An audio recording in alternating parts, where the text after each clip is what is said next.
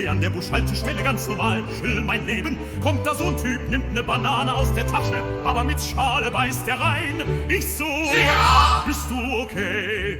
Der guckt mich an, richtig ernst, sagt, Vitamine, Bruder. Ich dachte, ich hör nicht richtig, der hat durchgezogen wie ein Krieger, einfach mit Faser-Amor. Ich steh da mit meinem Schokoriegel und fühl mich wie ne Gesundheitskrise. Dann setzt der sich hin,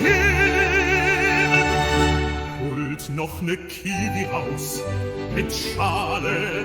Ich sag ehrlich, wenn der jetzt noch einen Kaktus snackt, ich renn. Der Typ ist kein Mensch, das ist ne Smoothie-Maschine auf zwei Beinen.